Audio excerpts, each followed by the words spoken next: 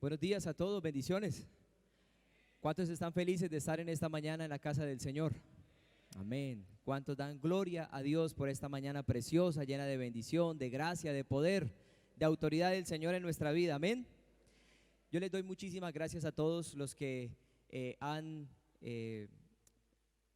mostrado, han enviado esa muestra de cariño, de afecto, de amor a través de los mensajes, a través de cada detalle, cada palabra de Dios recibida por ustedes, esa palabra de Dios que han sembrado en mí.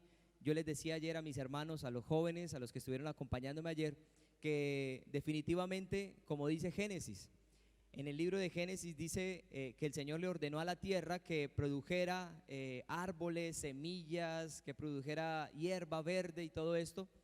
Y les decía a ellos que no es la semilla la que tiene el poder, no es la tierra la que tiene el poder, no es el agua el que tiene el poder, que lo que tiene el poder para hacer germinar la tierra es la palabra, la promesa que Dios ya le dio a la tierra y le ordenó a la tierra, ¿cierto? A través de su palabra que produjera, que diera fruto. Y yo les decía a mis hermanos que así mismo pasa con mi vida. No es porque sea yo, no es porque seamos nosotros, no es porque seamos Idelán, es que sobre nosotros hay una palabra, hay una promesa de parte de Dios, hay una orden hacia nuestra vida que es la que va a hacer que demos mucho fruto. Por eso atesoro cada palabra, cada versículo que ustedes pusieron en Facebook, en Instagram, en el WhatsApp, los mensajes internos, todo esto, estas palabras realmente voy después a la Biblia, las leo.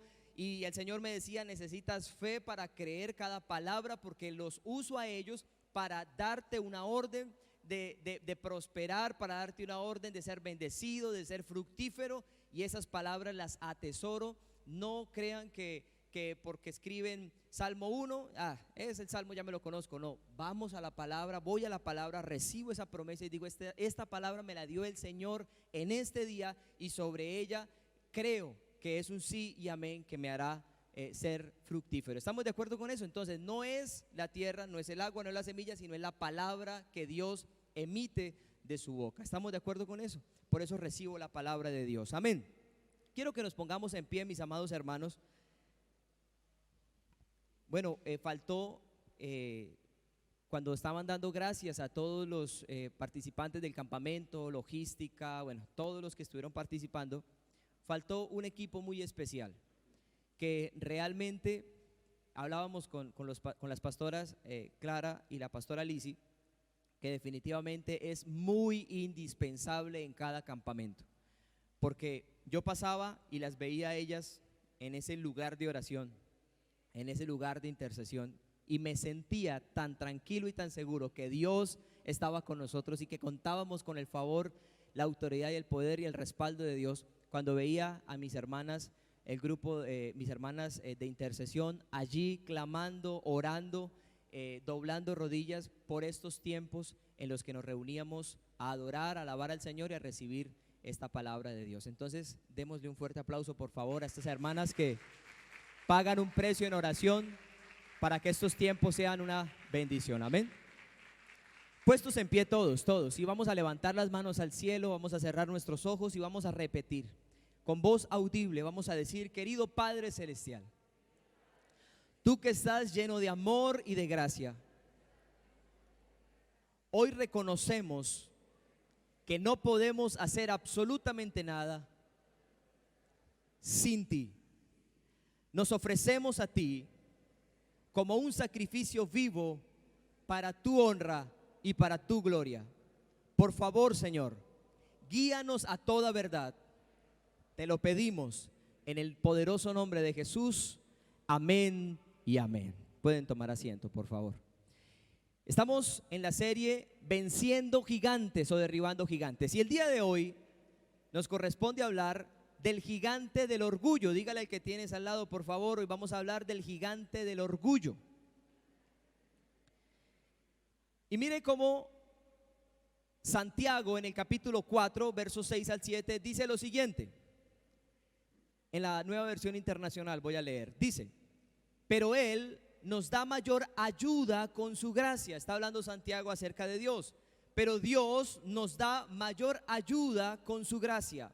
Por eso dice la Escritura: Dios se opone a los orgullosos, pero da gracia a los humildes. Así que sométanse a Dios, resistan al diablo y él huirá de ustedes. Él da mayor gracia ¿a quién? Él nos ayuda ¿con qué? Con su gracia. Y da mayor gracia ¿a quiénes? A los humildes. Pero a los orgullosos, ¿qué dice? Se opone a los orgullosos y da mayor gracia a los humildes. Dígale al que tienes al lado, dile al que tienes al lado, dile: Dios da mayor gracia a los humildes. Y Dios ha estado hablándonos de la gracia, de su escandalosa gracia, de su sobreabundante gracia. Saben, hay una historia en la vida real, no vayan a creer que es un chiste. Por allá en el norte de Canadá, resulta que habían dos gansos y una tortuga, y resulta que estaban hablando, se tuvieron que reunir porque ya llegaba el invierno y tenían que trasladarse hacia el sur de Canadá. Y entonces cuando estaban reunidos dijeron los gansos: bueno, ¿cómo vamos a hacer nosotros? Porque de aquí a que nosotros volemos vamos a llegar al sur prontamente, pero señora tortuga, ¿tú qué vas a hacer? Mientras vas hacia el sur llega el invierno y te va a matar. Y entonces ahí en esa reunión estaban pensando, y la tortuga se le ocurrió una brillante idea. Y entonces dijo la tortuga: pues hagamos una cosa, vamos a conseguir un palo bien largo, y entonces ustedes con su pico van a agarrar de la esquina de ese palo, y yo con mi quijada me voy a agarrar fuerte del centro de ese palo, y ustedes van a volar y así me trasladan del norte hacia el sur y nos salvamos los tres. Y entonces dijeron: wow, qué maravillosa idea, nunca se nos había ocurrido esto. Y mientras volaban hacia el sur, dice que un granjero salió, miró hacia el cielo y vio la escena y dijo: wow, qué maravilloso, ¿a quién se le ocurriría eso? Y llamó a la esposa: ve mi amor, mira lo que está pasando en el cielo. Y entonces la esposa salió y dijo: wow, qué maravillosa idea, ¿a quién se le ocurriría? Y dijo la tortuga: a mí. Y cuando dijo a mí, se soltó del palo y se mató.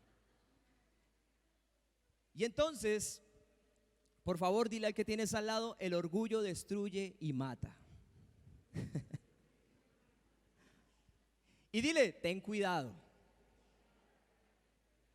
Era preferible que la tortuga se hubiera quedado que la gloria se la llevaran las tres, ¿cierto? Los dos gansos y la tortuga, pero por ponerse de orgullosa sufrió las consecuencias. El orgullo, mis hermanos, no solamente mata, no solamente destruye, sino que dice la Biblia que antes de la caída, antes de la destrucción, antes de la ruina, viene el orgullo. Mire lo que dice Proverbios 16:18. Dice: el orgullo va delante de la destrucción. Escuchen lo que dice la palabra de Dios. El hombre más sabio en la tierra después del Señor Jesucristo dice que el orgullo va delante de la destrucción y la arrogancia antes que la caída. El orgullo dice, por ejemplo: fue mi idea. Eso dice el orgullo. Esta idea se me ocurrió a mí. Yo lo puedo hacer en mis propias fuerzas. El orgullo dice: con mis propios recursos podré lograrlo. No necesito ayuda de absolutamente nadie, dice el orgullo. Entre más, mis hermanos, entre más consientas este demonio del orgullo, más destrucción y más ruina traerá a tu vida. Dile al que tienes al lado: entre más consintamos el orgullo, más destrucción y más ruina caerá sobre nosotros. Ojo, sin ser esa la voluntad de Dios, porque la voluntad de Dios no es que vivamos en ruina, la voluntad de Dios no es que seamos destruidos, la voluntad de Dios no es que estemos en pobreza, la voluntad de Dios no es esta, pero la voluntad del orgullo sí es que estemos en ruina, en destrucción y en miseria total. Salomón dijo: el orgullo va delante de la destrucción, es decir, toda persona que está dominada por el orgullo y no hace nada para derribar a este gigante, terminará en destrucción. Destrucción y fracaso son las consecuencias del orgullo. Dígale al que tienes al lado, por favor: destrucción y fracaso son las consecuencias del orgullo. ¿Cuáles son las consecuencias del orgullo? Destrucción y ¿qué más? Y fracaso. Esas son las consecuencias del orgullo. Y dígale, por favor: no lo sigamos alimentando, vamos a destruirlo. Y mire lo que dice Salomón en Proverbios 18:12. Dice, sigue diciendo Salomón: antes de la destrucción, el corazón del hombre es altivo. Vuelve a repetirlo en esa parte de la Biblia, Proverbios 18:12. Antes de la destrucción, el corazón del hombre es altivo, es decir, es orgulloso, es soberbio. Dice, pero antes de la gloria, es decir, antes de la honra, antes de la prosperidad, antes de la bendición, ¿precede qué? La humildad. Entonces dígale al que tiene al lado, antes de la prosperidad y de la bendición y de la gloria y de la honra de Dios, primero viene la humildad.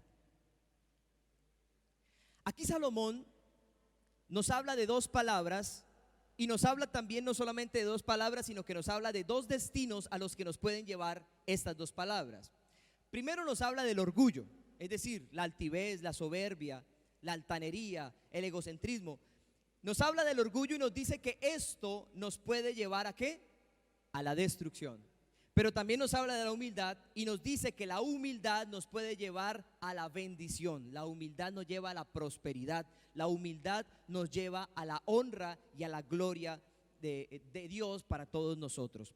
Según la palabra de Dios, nos damos cuenta que no hay nada bueno en el orgullo. Siempre que vamos a la palabra de Dios, vemos que Dios es enemigo del orgullo. No, por ningún lado se nos aprueba que tengamos o que seamos orgullosos. Al contrario, la Biblia dice que el orgullo es tan peligroso que nos aleja de Dios, puede alejarnos de Dios. El salmista dice en el Salmo 138:6, porque Jehová es excelso y atiende al humilde, mas al altivo. Jehová es ¿qué? Excelso y atiende ¿a quién? Al humilde, pero al altivo, al orgulloso, al que dice que yo puedo solo, al que dice que no quiere acercarse a la gracia de Dios, al que se cree suficiente, al que no admite ayuda, al que no se quiere mostrar frágil, al que no reconoce que es pecador, al que no reconoce que necesita la gracia de Dios. A ese dice Dios que ¿qué? Mira de lejos. Al humilde lo atiende de cerca, pero al orgulloso, ¿qué hace el Señor? Lo mira de lejos. Al que cree que no necesita la gracia de Dios, al que cree que es por méritos y no por gracia, al que cree que es trabajando duro para alcanzar el favor de Dios, a ese el Señor dice, ok, ¿te miro de qué? De lejos. Sigue esforzándote entonces, ¿cierto? Pero a ese lo mira de lejos. Al humilde, al que reconoce que solo no es capaz, que solo no puede, al que reconoce que necesita la gracia y el poder de Dios, a ese, dice el Señor, a este yo lo voy a atender, a ese lo voy a recibir y con ese quiero tener una relación cercana. Mis hermanos, el orgullo es un obstáculo gigante que impide acercarnos a la gracia de Dios. Dígale al que tiene al lado, por favor. El orgullo es un gigante que impide que nos acerquemos a la gracia de Dios. Es por eso que debemos vencer a este gigante de 1000 cabezas, el cual se rehúsa que nos acerquemos confiadamente a recibir el amor. Por eso tenemos que buscar la manera con la ayuda de Dios, con el poder del Espíritu Santo, para levantarnos y contrarrestar, resistir a este demonio de 1000 cabezas que se rehúsa que nos acerquemos al perdón de Dios, a la gracia de Dios sobre nuestra vida. Recordemos que lo llamamos monstruo de 1000 cabezas. ¿Por qué? Porque no solamente tiene una cabeza, sino se disfraza, tiene muchas cabezas, se manifiesta de muchas maneras. Y una de esas maneras es la timidez. Dígale al que tiene al lado, la timidez también es orgullo. Esa timidez de, no, qué pena, es que yo, no, hablar en público no puedo, es que a mí me da pena, porque ¿qué es lo que le da pena? Que se rían de mí, que se burlen, que esto y lo otro, y entonces encontramos personas que son tímidas, pero esa timidez es ¿por qué? Porque hay un orgullo camuflado allí que ha sido alimentado durante mucho tiempo. Por eso tenemos que levantarnos y resistir, vencer a ese gigante que se rehúsa a que nosotros nos acerquemos confiadamente a recibir la gracia y el perdón del Señor. El trato de Dios con el orgulloso es de lejos, no hay intimidad. Dios no quiere intimidad con una persona orgullosa. Dios no quiere tener relación con una persona que es orgullosa. Ahora, no porque Dios quiera que así sea, sino porque el orgulloso le cuesta entender la gracia de Dios. Al orgulloso le cuesta entender el infinito amor de Dios, le cuesta entender, y esa persona cree que está bien, y saben, esa persona que es orgullosa, aunque se esté ahogando, no admite ayuda. Aunque se esté ahogando, no es capaz de pedir ayuda. Ve que el matrimonio se le está destruyendo, ve que es un caos total su familia, pero no es capaz de gritar: ayúdenme, necesito que me ayuden, necesito un consejo. Es esas personas que dicen: la ropa sucia se lava en casa, y mantienen un hermetismo y mientras ven que los muros de su familia se van cayendo, se van destruyendo, pero aún así con el agua hasta las rodillas, hasta los lomos, y hundiéndose cada vez más, y no son capaces de agachar la cabeza y decir: ya, definitivamente me doy cuenta que solo no somos capaces, que solo no soy capaz, necesito ayuda. Y entonces vienen estos tiempos de campamento, y entonces viene esta invitación de parte de Dios, porque es una invitación llena de gracia de parte de Dios, que nos dice: vamos, subamos allí. Mientras estés en este mundanal ruido, va a ser difícil que me atiendas. Y dice el Señor: subamos, te necesito solo, ¿cierto?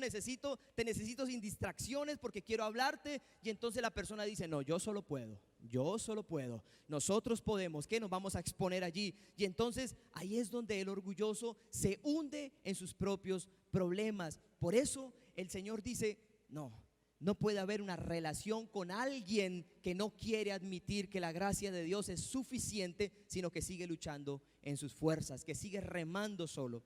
La Biblia habla en el libro de Marcos, en el Evangelio de Marcos, en el capítulo 6, que después de que el Señor alimentó a 5,000 personas y todo esto, dice la Biblia que el Señor le dijo a los discípulos que se fueran mar adentro mientras Él subía a una colina a orar. Y mientras está en la colina orando, dice que allá en medio del mar se desató una tormenta terrible, y dice que ya la barca se estaba hundiendo, y dice que Él vio a los discípulos en gran problema. Mire lo que dice, versículo Marcos 6, 46 al 51, dice: después de despedirse de la gente, subió a las colinas para orar a solas. Muy tarde esa misma noche, los discípulos estaban en la barca en medio del lago, y Jesús estaba en tierra solo. Jesús vio, diga conmigo: Jesús vio, porque Jesús siempre ve, amén, Jesús siempre nos ve. Dice: Jesús vio que ellos se encontraban, ¿cómo? ¿Cómo se encontraban, iglesia? En serios problemas. Ellos se encontraban en serios problemas, pues remaban y remaban y remaban, ¿cómo? Con mucha fuerza. ¿Y qué más hacían? Y luchaban contra el viento y las olas. A eso de las 3 de la madrugada, Jesús se acercó a ellos caminando ¿sobre qué? Sobre el agua. Pero ¿cuál era su intención? ¿Qué dice? Se acercó a ellos caminando sobre el agua. ¿Y cuál era su intención? ¿Cuál era la intención? Ayudarlos. ¿Sí era la intención ayudarlos? ¿Cuál era la intención? Darles una lección de vida. Pasar de largo. Los vio en semejante problema, y en lugar de ir corriendo a salvarlos, ¿qué hizo? Fue a torearlos. Soy Jesús y voy a pasar de largo, ¿cierto? Mientras ellos, ¿qué hacían? Remaban y remaban y remaban y luchaban. Y entonces dice la Biblia que su intención era pasarlos de largo, pero cuando los discípulos vieron caminar sobre el agua, lo vieron caminar sobre el agua, gritaron de terror, pues pensaron que era un fantasma. ¿Qué dice que qué? ¿Que gritaron de qué? ¿Ustedes saben cómo grita un hombre en peligro? ¿Ustedes saben cómo grita un hombre cuando ve una cucaracha? En mi época de juventud, cuando estaba soltero en mi casa, adivine quién mataba las cucarachas. Mi mamá. Sí. Y yo no me acostaba hasta que: mamá, vaya, mate a cucaracha. Mire, hijo, usted es el macho, usted es el hombre, vaya, mátelo. No, mamá, y me encerraba ahí, y hasta que mi mamá no iba y mataba a la cucaracha. Pero me casé, se me ocurrió la brillante idea de casarme. Y entonces me caso, y ahí estábamos, ¿cierto? En ese primer año de matrimonio, y se mete una cucaracha voladora, ¿sí? Esas cucarachas. Y entonces cuando yo la vi, yo me subí a la cama, hombre en peligro, un grito de hombre en peligro que es. Y entonces me arropé y empecé: Lizzy, mate esa cucaracha. Lizzy, ¿qué? No, mi hijito, Sergito, usted es el hombre, vaya, mátela usted. Ella sí no era mi mamá.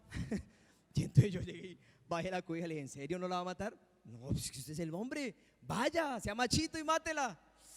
Dios mío, yo empecé a hablar con esa cucaracha: hagámonos la vida, si usted se va no le hago nada, cojo la chancleta. Bueno, fui capaz de vencer el miedo y maté la cucaracha. Ustedes se imaginan 12 hombres pescadores, celotes, es decir, estaban siendo entrenados para ser guerrilleros, de destruir a Roma, eran hombres de armas tomar, hombres que se la pasaban en el mar a altas horas de la noche pescando. No eran por ahí cualquier hijo de papi y mami, ¿cierto? Criado en cuna de oro. No, eran tipos que eran ¿qué? Trabajadores, hombres berracos, y vieron a Jesús o vieron eso, y ¿qué dijeron? Gritaban de terror. Imagínenselo a todos esto, toda la testosterona que había ahí gritando, ¿cierto? Muertos del miedo. Dice que todos quedaron aterrados al verlo, pero Jesús les habló. Ahora, cuando uno grita, y yo me los imagino a ellos gritando, yo no me los imagino solo gritando por gritar. Yo me los imagino gritando, pero gritando: Señor, ayúdame. El maestro nos decía que teníamos que acudir a ti. Sálvanos de este fantasma. Y entonces yo me imagino que cuando ellos gritaban eso, ahí en ese momento dice, Jesús les habló de inmediato. No tengan ¿qué? No tengan miedo, no tengan miedo, dijo. Tengan ánimo, yo estoy aquí. Y entonces subió a la barca y el viento se detuvo. Ellos estaban totalmente asombrados. Ahora, ¿cuál era la intención del Señor? La intención del Señor era dejarlos atrás, pasar por el lado para ver si ellos se percataban, o ellos decían: no, podemos solos. ¿Cuántos años tenemos aquí remando y remando en estas aguas? Conocemos estas aguas, no nos van a quedar grandes esta corriente ni estas olas, podemos llegar. Yo creo que el Señor estaba pasando para que se dieran cuenta quién era el que podía ayudarlos, quién era el que podía subirse a esa barca y que no tuvieran que hacer esfuerzo alguno, porque si Jesús está con nosotros no tenemos que hacer ¿qué? Esfuerzo alguno. No hay que remar contra la corriente, porque Él es el que puede hacer calmar la tempestad. Él es el que puede traer bonanza a nuestra vida. Pero la intención del Señor es dejar atrás a los autosuficientes. Y esa era la lección que el Señor les quería dejar a ellos. ¿Cuántos de los que estaban ahí, cuántos pescadores y cuántos hombres fuertes eran autosuficientes en ese momento? Pero cuando Él pasó, iba a dejarlos de largo, y Él empezó a escuchar todo ese poco de gritos. ¿Qué hizo? Ah, no, pobrecito, ninguno es autosuficiente. Todos están ¿qué? Necesitando ayuda. Y vino y los ayudó, tuvo misericordia de ellos. La intención del Señor es dejar atrás a los que dicen con su comportamiento: Dios, no necesito de tu ayuda, yo puedo solo. A los que dicen: no es suficiente tu gracia, Señor, no es suficiente tu sacrificio, Jesús. Quiero comprar mi salvación con mi comportamiento, quiero comprar mi salvación con mi esfuerzo, con mis obras. A esos, a los que piensan de esa manera, Dios quiere pasarles de largo. ¿Por qué? Porque la intención del Señor es tener relación con los humildes, con los que gritan y dicen: te necesito, Señor, solo no voy a ser capaz contra esta corriente, contra esta tempestad, contra este problema. Pero aquellos que dicen: no importa, me estoy ahogando, pero no importa, primero que muerto que sencillo, ¿cierto? Y dele, a eso dice el Señor: ok, paso de largo. Y entonces es cuando el Señor nos pregunta: ¿quieren seguir adelante remando fuerte a las tormentas de la vida? ¿Eso es lo que queremos? ¿Queremos seguir remando con nuestra propia fuerza? ¿Saben? Dios lo va a permitir hasta que se te acaben las fuerzas. Él no se va a oponer a que tú remes y remes y remes. Él va a pasar por el lado una y otra vez. Es decir, hoy está pasando por aquí. Amén. ¿Cuántos pueden sentir la presencia del Señor desde que llegamos a este lugar? Y Él pasa por aquí, ¿cierto? Y Él se muestra y Él se revela. Y a través de cada vez que cantamos, ahí está el Señor diciéndonos: mi gracia es suficiente, mi amor les envuelve, yo puedo perdonarlos, yo puedo calmar la tempestad. Y Él viene y nos habla una y otra vez, pero salimos y volvemos a coger, ¿cierto? ¿Y a qué? A remar en nuestras fuerzas. Pero Él pasa una y otra vez, y Él dice: no me voy a oponer si eso es lo que tú quieres, hasta que se te acaben las fuerzas. Pero aquellos que invoquen el nombre del Señor, estos, ¿qué dice la Biblia? Estos serán salvos. Dijo Pablo en Romanos 10:23: porque todo el que invoque el nombre del Señor será ¿qué? Salvo. Dígale al que tiene al lado: todo el que invoque el nombre del Señor será salvo. ¿Quién será salvo, iglesia? Algunos, los que más canten, los que se paren para adorar a Dios parado y no sentado. ¿Los que qué? Todos los que invoquen el nombre del Señor, los que reconozcan que necesitan la ayuda ¿de quién? De Jesucristo. Ellos serán salvos, dice la palabra del Señor. Todos los que invoquen el nombre del Señor pidiendo ayuda, pidiendo misericordia, todo aquel que pida e invoque el nombre del Señor pidiendo perdón y gracia, estos serán salvos sin importar absolutamente nada de lo que haya hecho, de su pasado, de su comportamiento. Si reconoces que necesitas la gracia y el perdón de Dios, es suficiente para tu vida. La respuesta que el mundo tiene para los que están atrapados en las tormentas de la vida, ¿sabe cuál es? ¿Sabe qué es lo que grita el mundo para aquellos que están atrapados y están remando fuerte? El mundo lo que les está gritando una y otra vez es: rema más fuerte, tú puedes. Tú eres capaz, claro que sí. Mira el apellido que tienes, nadie te ha ayudado, tú eres capaz, rema más fuerte. Y entonces el mundo sigue gritando: demuéstrales de lo que eres capaz, demuéstrales, cállales la boca. Eso es lo que grita el mundo. Y cuando el mundo ve que la cosa se les puso muy fea y que ya no son capaces y se están acabando las fuerzas, ¿qué grita el mundo? Ya no siga remando, ya aprenda a vivir con el mar. Es decir, aprenda a vivir ¿qué? Con el problema. Ya aprenda, eso ya es difícil. Ya aprenda a vivir con el problema, ya la situación. Aprenda a vivir con la enfermedad. Aprenda a vivir con ese hijo que es así, con el esposo que es así. Es decir, resígnese, gracias. Resígnese a vivir como le tocó vivir, pero no haga ningún esfuerzo, ¿sí? Resígnese. Eso es lo que dice el mundo. Primero los anima al humanismo, después resígnese a la vida que le tocó vivir. Y mientras tanto el diablo alimenta nuestro orgullo diciéndonos que lo podemos hacer solos. El enemigo, el diablo, grita: no necesitas ayuda de nadie, nunca has necesitado de nadie. ¿Alguna vez has escuchado eso en tus oídos? Cuando el diablo dice: has llegado hasta aquí por tu propio esfuerzo, nadie te ha regalado nada, al fin y al cabo nadie nos da de comer. ¿No? ¿Has escuchado esas palabras? Al fin y al cabo no me da de comer, yo puedo solo. Y es el enemigo que alimentando el orgullo, mientras el orgullo dice: creo que puedo salir de esta por mí mismo. Esto no me va a quedar grande, dice el orgullo. Lo único que necesito es trabajar duro, es usar mi ingenio y tal vez un poquito de suerte y voy a lograrlo. Les voy a demostrar les voy a demostrar de lo que soy capaz. El enemigo dice: les voy a callar la boca a todos los que no creyeron en mí. ¿Alguna vez has escuchado esta voz dentro de ti? Pero Dios te dice lo siguiente, escuchen: yo no voy a interferir en tus planes, dice el Señor. Si deseas salvarte a ti mismo, si deseas resolver tus propios problemas y si deseas suplir tus propias necesidades, tienes mi permiso, dice el Señor.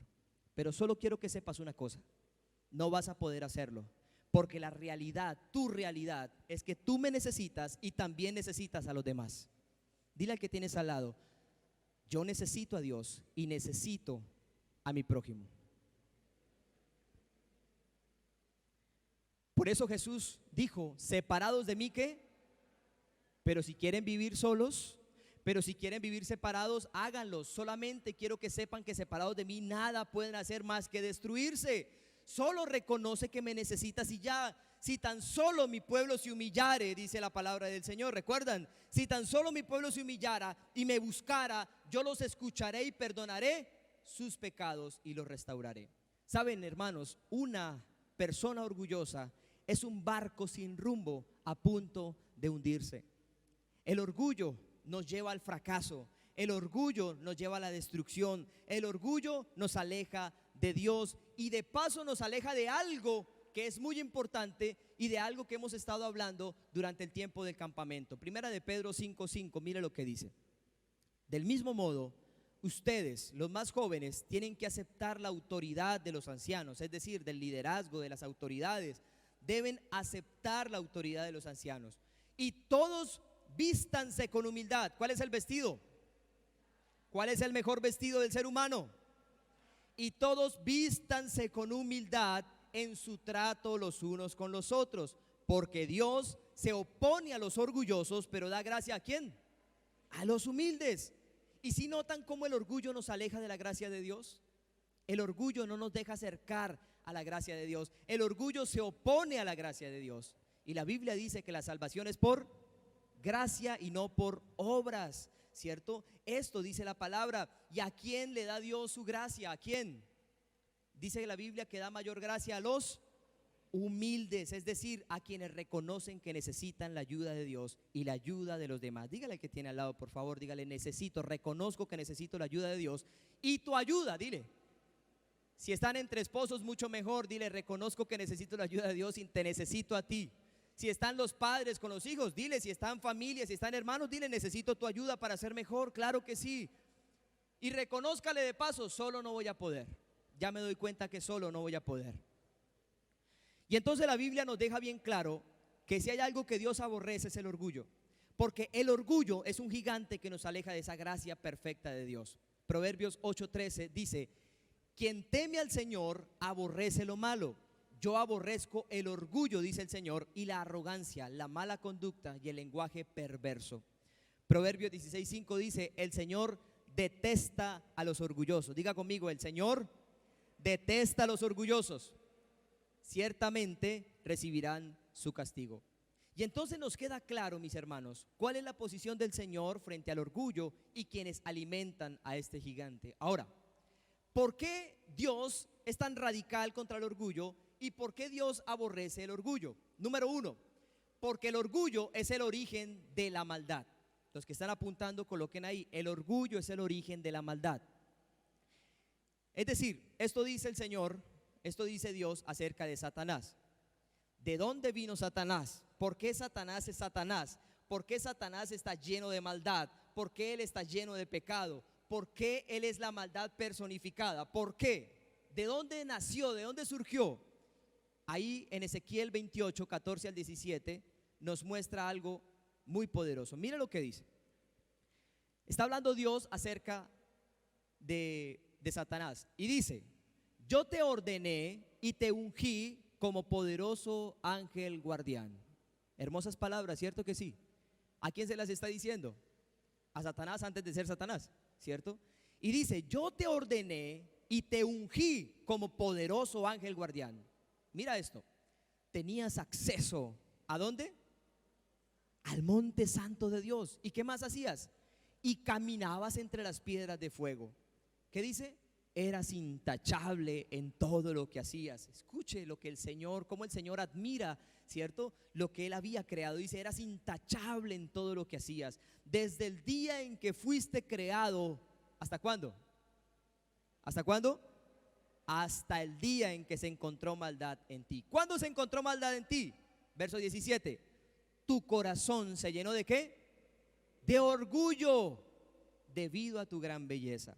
Tu sabiduría se corrompió a causa de tu amor por el esplendor. Entonces te arrojé al suelo y te expuse a la mirada curiosa de todos los reyes.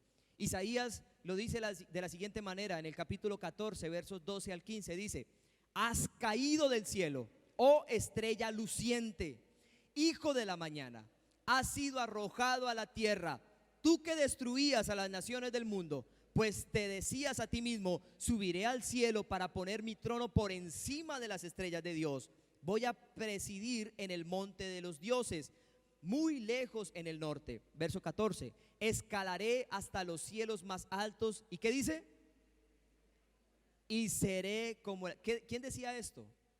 El ángel guardián, ese ángel poderoso que a Dios había creado. ¿Qué era lo que decía? Y subiré hasta el cielo más alto y seré como el Altísimo. En cambio, dice el Señor, verso 15, esto era lo que tú pensabas. En cambio, serás bajado al lugar de los muertos, a las profundidades más que hondas. Y ahí podemos ver el origen de la maldad. ¿Cómo surgió Satanás? Aquí podemos ver cómo este ángel de luz terminó convirtiéndose en el ser más despreciable y en el peor enemigo de Dios. Podemos ver cómo surgió la maldad, cómo se convirtió este ángel de luz, terminó convirtiéndose en destrucción, y cómo la casa de él, porque su casa era ¿cuál? El cielo. ¿Y en qué terminó convirtiéndose su casa? En el lugar más terrible y horrendo, que es el lugar del tormento, el infierno. ¿Y todo por culpa de qué, mis hermanos? Es que antes de la caída, de la destrucción, antes de la miseria que viene, primero está el orgullo y la altivez. Y lo vemos personificado en Satanás. Y entonces por eso el Señor aborrece el orgullo, porque el orgullo es el origen de la maldad. Este ser lleno de orgullo creyó que no necesitaba a Dios. Este ser se llenó de orgullo y creyó que el Creador no lo necesitaba, creyó que no necesitaba al dueño de todo lo que existe y finalmente terminó convirtiéndose en destrucción y fracaso. Por eso Dios aborrece el orgullo. Dígale al que tiene al lado: Dios aborrece el orgullo. Porque si Dios convirtió, porque si el orgullo convirtió a un ángel de luz en un ser despreciable, imagínese qué nos puede convertir a nosotros el orgullo. ¿Ah? Si el orgullo convirtió a un ángel tan poderoso como Dios lo había creado en semejante ser despreciable, imagínese lo que puede hacer con nosotros el orgullo. Dígale al que tiene al lado: el orgullo es peligrosísimo, por favor, aborrezcámoslo. Yo creo, mis hermanos, que todos hemos conocido personas que a medida que alcanzan metas, yo creo que todos nos hemos encontrado alguna vez con personas que a medida que van alcanzando triunfos en la vida, no le prestan atención a este gigante del orgullo y terminan convirtiéndose en personas despreciables, que miran a los demás por encima del hombro, que tienen un concepto de sí mucho más alto que el que deben tener, que tratan con desprecio a los demás. Dice que Dios aborrece el orgullo porque nos convierte en alguien terrible, nos convierte en alguien que realmente no somos, nos transforma en seres despreciables. Por eso Dios aborrece el orgullo, porque es el origen de la maldad en nuestra vida. Mire lo que dice Primera de Juan 2:16, dice: pues el mundo, es decir, cuando habla del mundo está hablando del príncipe de este mundo que es Satanás. Dice: pues el mundo solo ofrece un intenso deseo por el placer físico, un deseo insaciable por todo lo que vemos y el orgullo de nuestros logros y posesiones. Nada de eso proviene del Padre, sino ¿de quién proviene? Es decir, proviene de Satanás, que es el príncipe de este mundo, quien domina a este mundo. El orgullo no viene de parte de Dios, viene de parte del mundo. Número 2, Dios aborrece el orgullo porque esto degenera la raza humana. Recordemos que allá en Génesis se narra la historia de cómo entró el pecado y cómo entró la maldad y la degeneración a la raza humana. Ahí fue donde nació el pecado y la muerte del hombre. Ahora, ¿qué fue lo que pasó? ¿Cuál fue el problema? Porque el problema, mis hermanos, no fue el fruto que ellos comieron, no fue que ellos hayan alcanzado un fruto, sea una manzana, patilla, qué sé yo, uvas, peras. Ese no fue el problema, no fue el fruto que ellos cogieron. El problema radica en lo que les ofreció Satanás.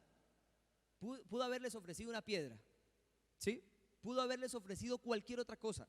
Es decir, el fruto pudo haber sido una piedra, pudo haber sido un animal, pudo haber sido cualquier otra cosa, porque ese no era el problema. El problema es lo que les ofreció y lo que ellos comieron, la mentira que comieron, la mentira que se tragaron en ese momento. Mire lo que dice Génesis 3:5. Está hablando Satanás y le está hablando a Eva y le está diciendo: Dios sabe que en cuanto coman del fruto se les abrirán los ojos y serán ¿qué? Como Dios. ¿Sí notan lo que les está ofreciendo? Les está ofreciendo ser ¿qué? Como Dios o hasta mejores que Dios. Esto, Dios sabe que en cuanto ustedes coman del fruto se les abrirá los ojos y serán como Dios, con el conocimiento del bien y del mal. Cuando ellos accedieron al ofrecimiento del diablo, ¿qué era lo que querían realmente? Cuando ellos comieron, ¿ellos querían esa fruta? ¿Realmente querían la fruta? ¿O qué querían? Ser igual a Dios. Esto era lo que realmente ellos querían. Y se tragaron la mentira del diablo, se alimentaron con las mentiras de Satanás. Era un engaño, pero ellos no se dieron cuenta. Ellos lo que querían era ser igual o ser superiores a Dios, superiores a su creador. Ellos simplemente pensaron y dijeron: wow, podemos ser mayores que Dios. Y entonces ellos creyeron ese engaño, se alimentaron de eso, lo mismo que quiso aquel ángel de luz y que terminó convirtiéndose en ese ser despreciable. Esto mismo fue lo que quisieron hacer Adán y Eva y terminaron convirtiéndose ¿en qué? En seres despreciables. ¿Por culpa del qué? Del pecado. Sin embargo, mientras están ahí, ¿cierto? Y se comen esa mentira, se tragan esa mentira, ese engaño, dice que va pasando una ovejita, un corderito. ¿Qué tiene que ver ese corderito en la película? Nada que ver. Y mientras va pasando, ¿sabe qué hace el Señor? Coge esa sangre inocente, a ese ser inocente, y lo sacrifica. ¿Para qué? Para cubrir su vergüenza. Para cubrir. Se sentían tan despreciables que salieron corriendo ¿a qué? A esconderse. ¿Dónde están Adán y Eva? Escondidos, Señor. ¿Y por qué están escondidos? Porque tenemos vergüenza, tenemos pena, nos sentimos despreciables. Y el Señor entonces dijo: venga, venga, venga, ¿quién les dijo a ustedes que estaban desnudos? Y entonces inmediatamente los cubrió su pecado, los llenó de gracia, de misericordia, cubrió su culpa, cubrió su vergüenza. Inmediatamente les puso ese vestido de santidad, de sangre inocente, para poder reconciliarse con ellos. ¿Cómo? Inmediatamente. Satanás quería volverlos como él, un seres despreciables, pero Dios volvió a través de la sangre inocente a reconciliarlos y a volverlos a ver como apetecibles, poderse acercar a ellos. Y es lo que Dios nos ofrece a nosotros. ¿Qué quiere el Satanás con el orgullo? Plantarlo en nuestro corazón y que nos traguemos sus mentiras, y que podemos ser superiores a los demás, y que porque yo tengo un carro mejor que el otro, y porque yo tengo esta posición, y porque hago esto, y porque hago aquello, y porque tengo títulos, el enemigo nos quiere volver en seres ¿qué? Despreciables. Pero entonces el Señor nos ofrece la sangre del Cordero inmolado, la sangre de Cristo Jesús, esa sangre inocente. ¿Para qué? Para reconciliarnos nuevamente con Él y hacernos seres aceptables ante sus ojos, mis hermanos. El orgullo nos degenera. ¿Saben? El orgullo degenera nuestras generaciones. El orgullo degenera nuestra salud. El orgullo degenera nuestra mente. El orgullo degenera mi vida. El orgullo degenera mi relación matrimonial. Dígale al que tiene al lado: el orgullo degenera, la acaba, la mata, la destruye. ¿Saben? El orgullo degenera mi ministerio. El orgullo degenera la empresa. El orgullo degenera los proyectos. El orgullo degenera los sueños. El orgullo no solo es el origen de la maldad en nuestra vida y nos convierte en esos seres detestables, sino que también nos degenera y nos destruye. Y número 3, genera pleitos, contiendas, divisiones y enemistades. Punto número 3, el orgullo genera contiendas, pleitos, divisiones y enemistades. Proverbios 13:10 dice: la gente orgullosa provoca peleas. La gente humilde, ¿escucha qué? Dígale al que tiene al lado: la gente orgullosa provoca peleas, pero la gente humilde escucha consejo. Escúchenme esto, por favor. Escúchenme esto. No hay una sola discusión, no hay una sola pelea, no hay una sola guerra, no hay un solo divorcio donde no haya estado como protagonista el orgullo. ¿Sí? Voy a repetirlo: no hay una sola discusión, no hay una sola pelea, no hay una sola guerra, no hay un solo divorcio donde no haya estado protagonista ¿qué? El orgullo. ¿Cuántos noviazgos han terminado por culpa de qué? Del orgullo. ¿Cuántos divorcios por culpa de qué? ¿Cuántas sociedades se han disuelto por culpa de qué? ¿Cuántas empresas han acabado por culpa del orgullo, mis hermanos? ¿Por qué no se sanan las relaciones? Por culpa del orgullo. ¿Por qué no somos capaces de hacer las paces con nuestro amigo, con nuestro hermano, con nuestro familiar, con nuestro hijo, con nuestra esposa, con nuestro cónyuge? Por culpa del orgullo. ¿Por qué no somos capaces de perdonar? ¿Por qué no somos capaces de recibir perdón? Por culpa del orgullo. Muéstrame a una persona orgullosa y te mostraré una persona llena de contiendas, de peleas, de divisiones. La persona orgullosa siempre es su carta de presentación: contiendas, peleas, divisiones, todo lo que tiene que ver con amargura, con enojo y todas estas cosas. El Señor Jesucristo narró una historia que define y muestra muy bien qué es el orgullo. Lucas 18 dice: Jesús contó esta parábola. ¿A quiénes? Ojo, esto se lo contó el Señor para los que se sentían orgullosos de su justicia. Esto contó esta parábola para desenmascararlos a los que creían que su justicia, que su comportamiento los hacía más cercanos a Dios. Y dijo: Jesús contó esta otra parábola para algunos que, seguros de sí mismos por considerarse justos, despreciaban a los demás. Dijo: 2 hombres fueron al templo a orar. El uno era fariseo y el otro era uno de esos que cobran impuestos para Roma, es decir, un publicano. Verso 11: el fariseo de pie oraba así: oh Dios, te doy gracias porque no soy como los demás, que son ladrones, malvados y adúlteros, ni como ese cobrador de impuestos. Yo ayuno 2 veces a la semana, te doy la 10ª parte de lo que gano. Pero el cobrador de impuestos, dice, se quedó a cierta distancia y ni siquiera se atrevía a levantar los ojos al cielo, sino que se golpeaba el pecho y decía: oh Dios, ten ¿qué?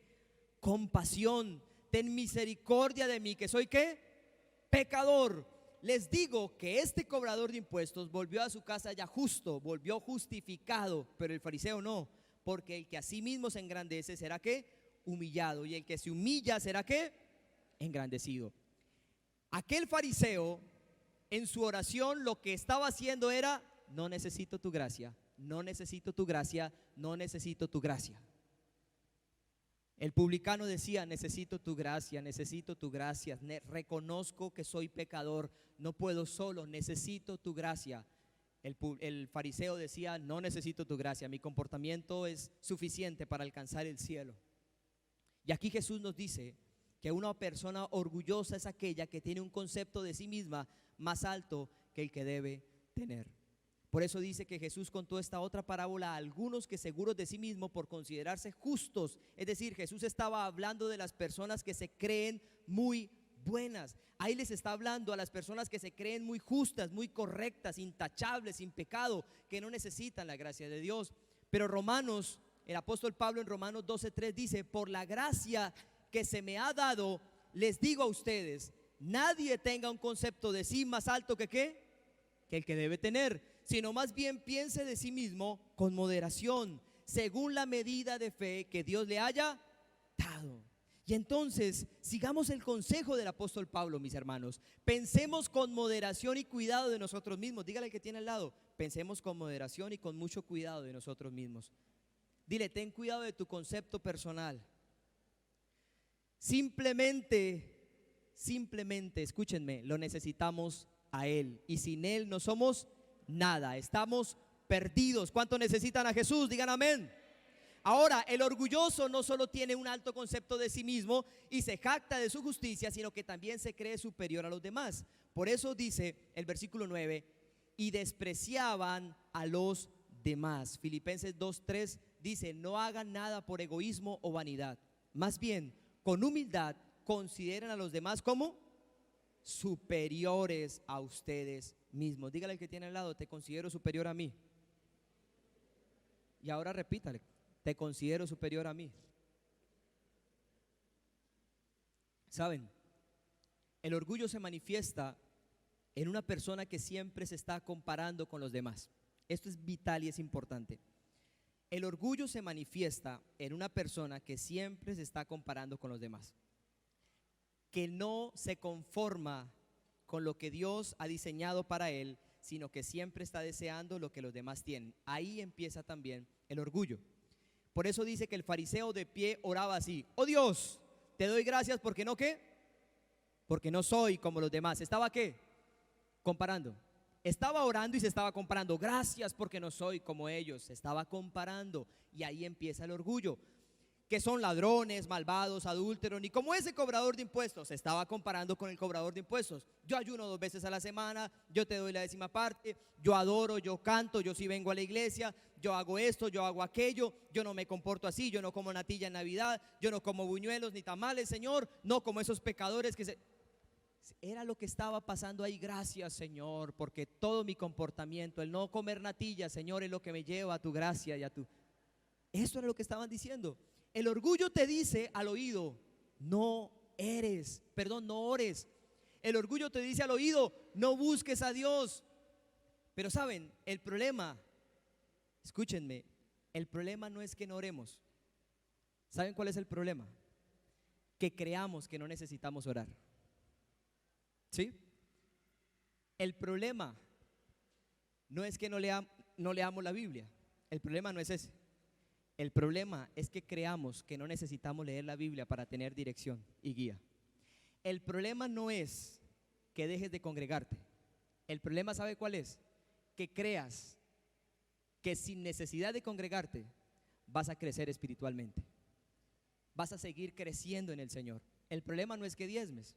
El problema es que creas que sin diezmar, sin ofrendar, mis hermanos, vamos a recibir la sobreabundancia del Señor, y Él cuidará Él reprenderá al devorador por nosotros. Esas son las verdaderas realidades. El problema no es lo que hacemos, sino la mentira que hemos estado creyendo. El problema no era el fruto, sino la mentira que se estaban tragando y que lo llevó a a la completa destrucción.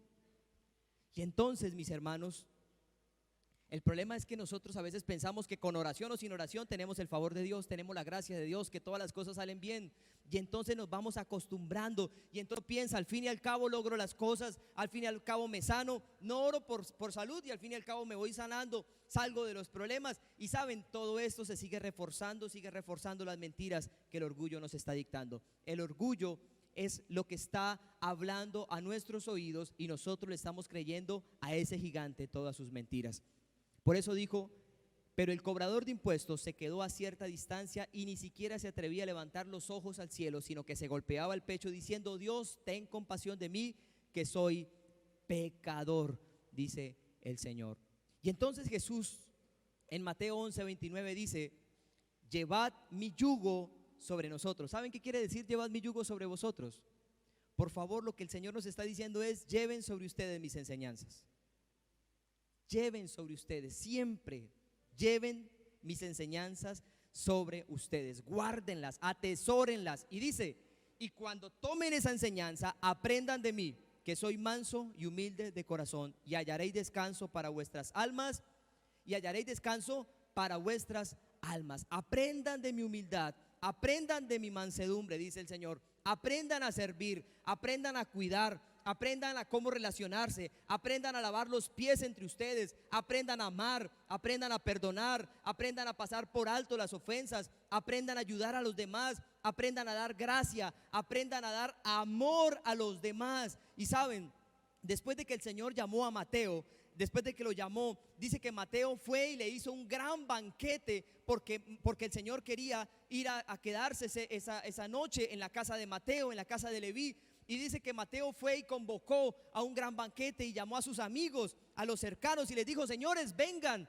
Eran los publicanos, los pecadores, las prostitutas, toda la gente desechada por el mundo, eran los amigos de Mateo. Y Mateo les dijo: venga, vamos.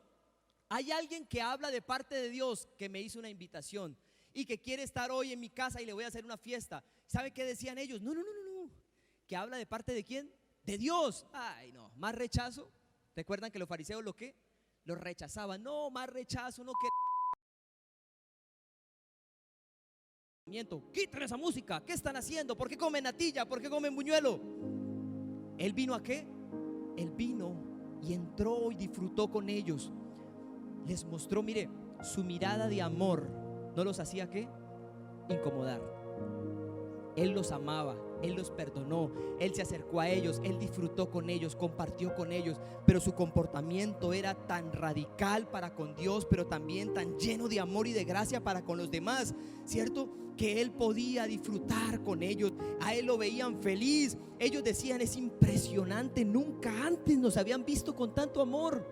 Siempre nos escupían, siempre nos rechazaban, pero este hombre está pasando por aquí, se está mostrando con ánimo de seguir de largo. Pero no, todos los que entraron dijeron: nosotros queremos conocerlo, queremos acercarnos a Jesús, queremos saber quién es ese hombre. Y entonces cuando llegaron ahí empezaron a ver su amor, empezaron a ver cómo los abrazaba, cómo los cuidaba, mientras los fariseos desde aquí decían: Señor, qué comportamiento, miren lo que está haciendo, ¿por qué los mira con tanto amor? Si ellos merecen el infierno, mira el comportamiento de esta gente, ¿cómo va a abrazar a esta prostituta? No lo haga. ¿Por qué lo hace? Y entonces los fariseos estaban ahí hasta que no se aguantaron y le dijeron a uno de los discípulos: venga, chino, ¿cómo es posible que su maestro esté compartiendo con todo ese poco de pecadores? ¿Cómo es posible? Explíquemelo. Y entonces ellos, que no se podían callar las cosas, salieron corriendo a decirle a Jesús: Señor, allá están diciendo los fariseos y toda esta gente, los estudiosos de la ley, que por favor, ¿por qué usted comparte con ellos? ¿Que ese comportamiento de dónde viene? Y entonces el Señor Jesucristo le respondió lo siguiente. Está en Mateo capítulo 9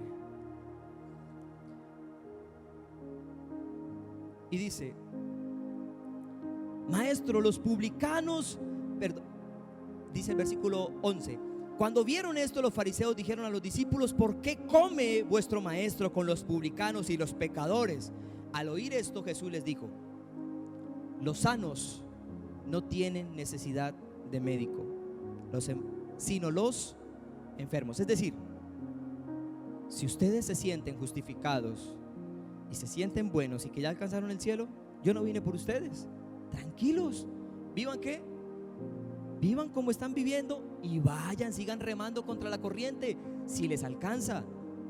Yo no vine por los que están sanos, yo no vine por ustedes, les mandó decir el Señor. ¿Yo vine por quién?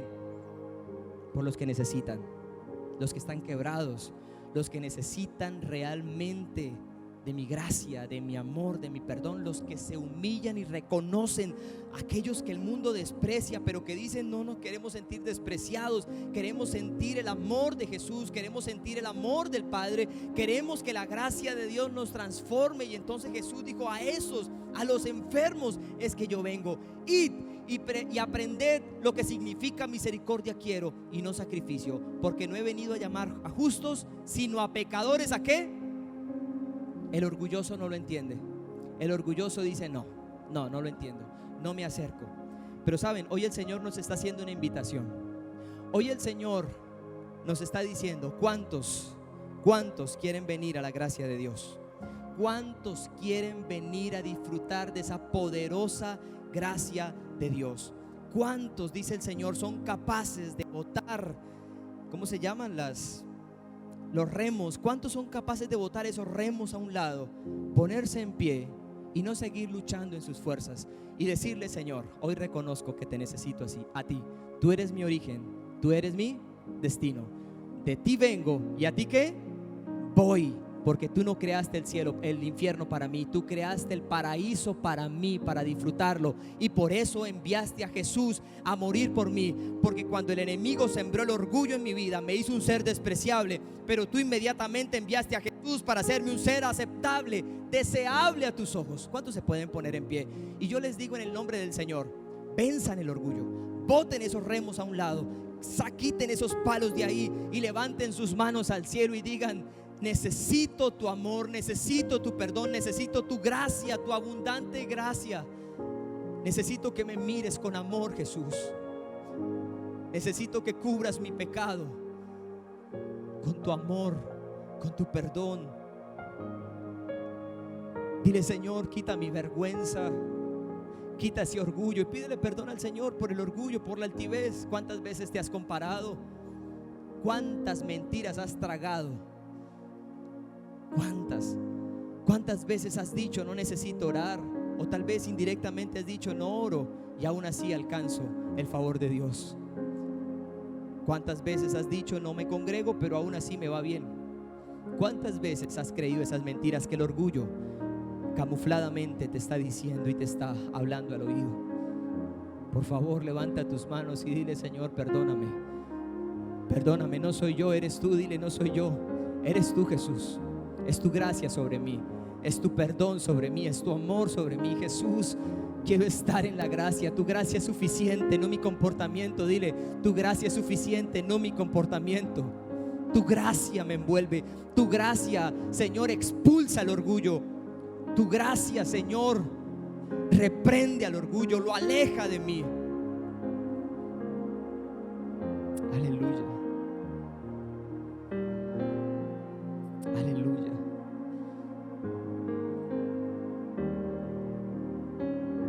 Aleluya, Señor.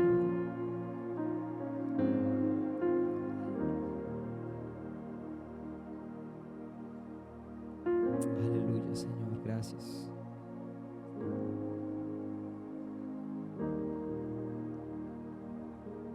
Aleluya. Ahí donde estás, repite esta oración conmigo, por favor. Di: querido Padre Celestial,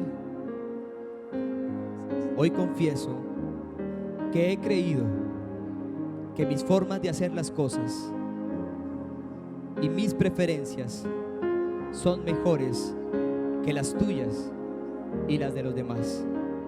Te pido que me reveles cómo este pecado de orgullo ha sido un problema para mi vida. Quiero dejarlo atrás. Quiero desprenderme del orgullo. Quiero enterrar ese orgullo en el poderoso nombre de Jesús. Y piensa, mis hermanos, ahí donde está, piensa en tu familia. ¿Con quién has actuado de una manera orgullosa? ¿Cuántas veces le has dicho a tu esposo o a tu esposa que no la necesitas o que no lo necesitas? ¿Cuántas veces le has dicho a tus padres que no los necesitas? ¿Cuántas veces le has dicho a tus hijos o has pensado que no los necesitas? Y en arrogancia te has parado a hacer las cosas. ¿Cuántas veces le has dicho a tu socio, a tus empleados, que no los necesitas? ¿Cuántas veces has actuado en orgullo? ¿Cuántas veces has pensado que no necesitas del pastor, de la pastora, del liderazgo para poder seguir avanzando en tu crecimiento?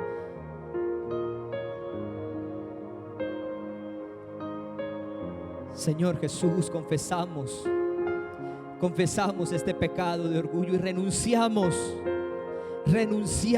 a toda manifestación de orgullo en nuestra vida. Renunciamos a toda manifestación de orgullo en nuestra vida. Escogemos dejarlo atrás. Escogemos enterrar ese orgullo y recibir tu gracia.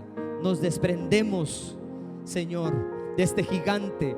Resistimos a este gigante y nos sometemos a ti en humildad. Como dice tu palabra, si mi pueblo se humillare y me buscare, entonces los oiré, los restauraré. Si mi pueblo me busca, si mi pueblo reconoce que necesitan mi ayuda, entonces me voy a subir a esa barca y voy a calmar la tempestad. Aleluya, aleluya, gloria a tu nombre, Señor. Aleluya, Señor. Tu espíritu me lleva más profundo y me hace conocer tu corazón. Hoy el corazón del Padre está siendo revelado a tu vida. Tu espíritu me enseña a ser hijo, para que Cristo sea formado en mi interior. Es tu paternidad que llena todo en mí, en espíritu y verdad. Yo pertenezco a ti.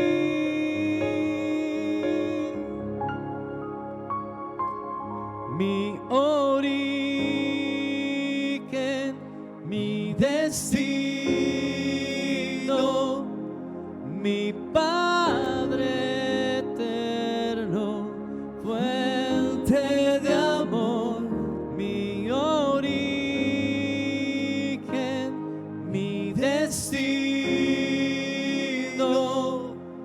mi Padre eterno, fuente de amor.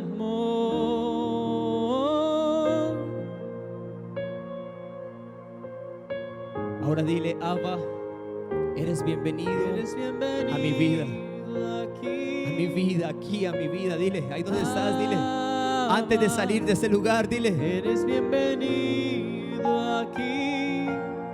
Recuérdalo, al humilde Él lo atiende. Eres bienvenido. Él escucha tu oración si en humildad levantas tu voz y dices: eres bienvenido en mi vida nuevamente. Eres bienvenido, porque tú no me miras con odio, tú no me miras con amargura, tú no me rechazas, tú me acercas a tu corazón. Eres bienvenido, Abba, papá querido, eres bienvenido. Abba, eres bienvenido aquí. Abba, eres bienvenido aquí. Abba, eres bienvenido aquí. Abba. Aleluya. Aleluya. Gracias por enseñarnos a ser hijos. Gracias, Señor, porque no nos podemos y no nos debemos comparar con nadie. Somos hijos. somos hijos, y como hijos, hoy tú reafirmas nuestra identidad de hijos, hijos amados, hijos queridos, hijos consentidos por tu amor. Paternidad que llena todo en mí, en espíritu y verdad. Yo pertenezco a ti, es tu paternidad que llena todo en mí, en espíritu y verdad. Yo pertenezco a ti. Gracias, gracias, Señor. Gracias, papá. Mi origen, mi destino, mi Padre eterno, fuente de amor. Mi origen, mi destino, mi Padre eterno, fuente de amor. Y su gracia es suficiente para nosotros, amén. Y su gracia es suficiente para nosotros. Y el orgullo, la altivez, la soberbia, la autosuficiencia quedan atrás. Ya no hacen parte de nuestra vida. Creemos que ese gigante hoy ha sido derrotado por la palabra de Dios en nuestra vida. Hoy creemos que esa palabra de Dios nos envolvió, nos levantó, nos restauró y nos dio identidad de hijos. Siempre humildes y amables, pacientes, tolerantes unos con otros en amor. Humíllense delante del Señor y Él los exaltará. Por lo tanto, como escogidos de Dios, santos y amados, revístanse de afecto entrañable y de bondad, humildad, amabilidad y paciencia. Aleluya. Gracias, Señor, por este hermoso tiempo. Hoy recordamos que tú te opones al orgulloso, pero que atiendes al humilde, Señor. A ese humilde, a esa persona, el humilde es aquel que reconoce que necesita tu ayuda, aquel que reconoce que necesita tu gracia. Y hoy todos lo reconocemos en este lugar. Levantamos nuestras manos para tomar de esa gracia sobre gracia. Tomamos todos los que estamos aquí esa sobreabundante gracia tuya en nuestra vida. Gracias por tu amor, por tu perdón, por tu paciencia, Señor. Y gracias por enseñarnos, Señor, a vivir como esos embajadores tuyos en esta tierra. Seguimos nuestro proceso, vamos en nuestro camino, Señor, porque nuestra carrera, esa carrera de la fe, la estamos corriendo con mucho cuidado, con nuestra mirada puesta, Señor, en ti, amado Jesús, en nuestro galardón, olvidando ciertamente lo que vamos dejando atrás y siempre concentrados en lo que viene por delante para nuestra vida. Te abrazamos, te bendecimos y exaltamos tu nombre eternamente y para siempre. Y confieso, Señor, que esta semana será una semana de victoria y bendición sobre mis hermanos, Señor.